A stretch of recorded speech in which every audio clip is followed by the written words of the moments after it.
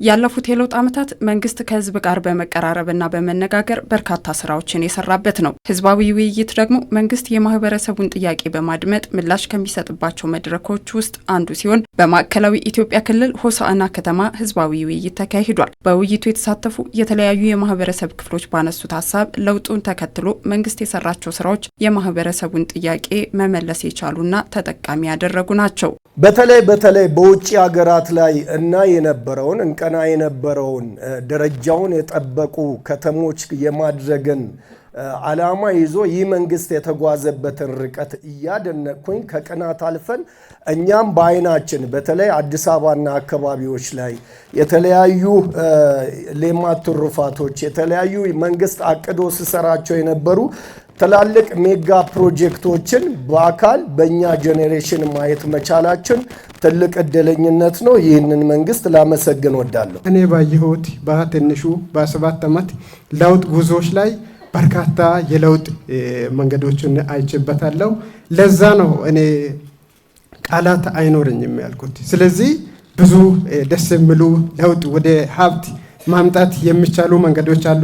ማዕከላዊ ኢትዮጵያ ሆሳዕና ከተማ አሁንም ባለ ሁኔታ ላይ በሚስተካከል ሁኔታ ላይ መንገድ ተሰርቷል። እኔ ድሮ መመኛው ነው አስፋልት ተሰርቷል። እግዚአብሔር ይመስገን። እኔ ባለፈ ጊዜ ሚኒስቴሮች ሲመጡ ቤት መንገድ መጣችሁ ብያለሁ። እስቲ መንገዳችን ብያለሁ። ግን እግዚአብሔር ይመስገን መንግስታችን አሁንም ውሎ ይደር ይኖርልን። የከተማና መሰረተ ልማት ሚኒስትር ጫልቱ ሳኒ በዚህ ወቅት እንዳሉት ከቅርብ ጊዜ ወዲህ በክልሉ እየመጣ ያለው ለውጥ የክልሉ መንግስትና ማህበረሰቡ ተደማምጠው እየሰሩ ስለመሆናቸው ማሳያ ነው። እጅግ ተስፋ የሚጣልበት ክልል፣ አቃፊ ክልል፣ መሪውና ተመሪው ተደማምጦ እየተመራ ያለበት መንገድ እኛ በፓርቲም ሲገመገም በስራ አስፈጻሚ ኮሚቴም ሲገመገም እውቅና የሚሰጠው ነው። የዚህ አካል መሆን ራሱ ትልቅ ኢነርጂ እንደሆነ ለማንሳት እፈልጋለሁ። ተዘዋውረን ያየናቸው ፕሮጀክቶች እኔ መጀመሪያ ጥያቄ ያነሳሁት በተለይ በ6 ወር 3 ትላልቅ ግዙፍ ተቋማት በከፍተኛ ጥራት ቤተ መንግስትን ጨምሮ ያለቀበትን መንገድ ሳይ ቻይኖች አሉበት ነው ጥያቄ መጀመሪያ።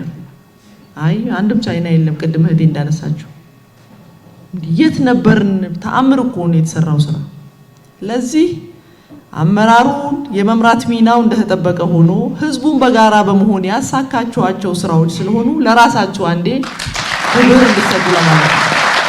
የከተማዋ ነዋሪዎች በቀጣይ ቢፈቱ ያሏቸውን የልማት ጥያቄዎች አንስተዋል። የመሰረተ ልማት ዝርጋታና የማህበረሰቡን ተጠቃሚነት የሚጨምሩ ስራዎች ደግሞ ካነሷቸው ጥያቄዎች ውስጥ ይጠቀሳሉ። አውሮፕላን እኮ የአደግ ዘመን ላይ ነው የተከለከለው። ብልጽግና እንዲሰጠን እንፈልጋለን። አሁን የልማት ተጠቃሚ ወጣቶቹን ሊያደርጉ የሚችሉ እንደ ፋብሪካ እንደ ኢንዱስትሪ ፓርኮች የተለያዩ ሌሎች አካባቢ ላይ እያየን የምንቀናቸው ነገሮች ለዚህ ሰላም ወዳድና ስራ ለወዳድ ለሆነ ወጣት የእውነት ሰርታችሁ ልታሳዩን ይገባል። ከኢንዱስትሪ ፓርክ ጋር ያነሳችሁት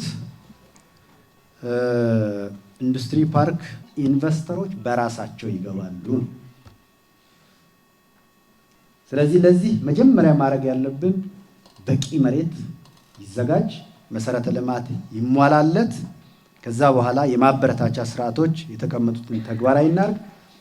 ሼዱን ራሱ ገንብቶ ኢንቨስተሩ ይሰራዋል። የከተማና መሰረተ ልማት ሚኒስትሯ ጫልቱ ሳኒ በሰጡት ምላሽ ከክልሉ ህዝብ የሚነሱ ጥያቄዎች ተገቢውን ምላሽ እንዲያገኙ ለማስቻል መንግስት በቁርጠኝነት ይሰራል። ከነዚህ ውስጥ ደግሞ የህዝቡ የረጅም ጊዜ ጥያቄ የነበረው የአውሮፕላን ማረፊያ አንዱ ነው። በፌደራል መንግስት በኩል መታየት የሚገባቸው ተብለው የተነሱትን ብዙዎቹን ኖት አድርገናል፣ ይዘናቸዋል።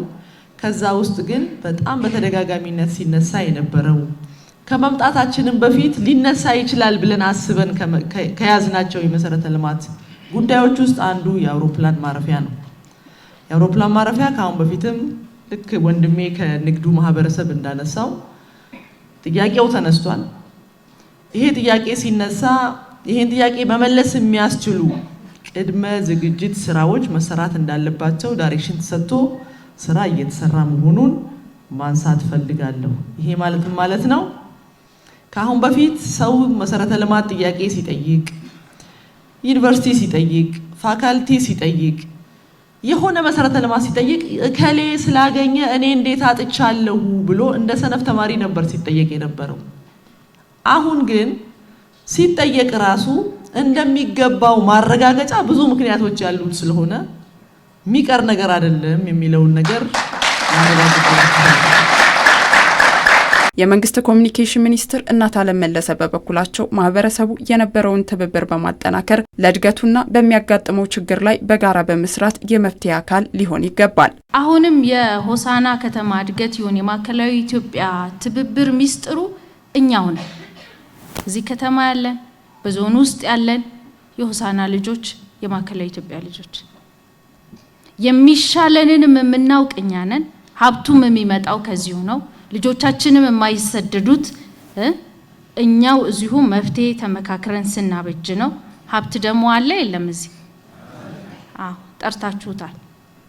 የኮንፈረንስ ቱሪዝም መዳረሻ እንዲሆን ልጆቻችን ፋብሪካ እንዲከፈት ካስፈለገ አርሶ አደሮቻችን ማምረት አለባቸው።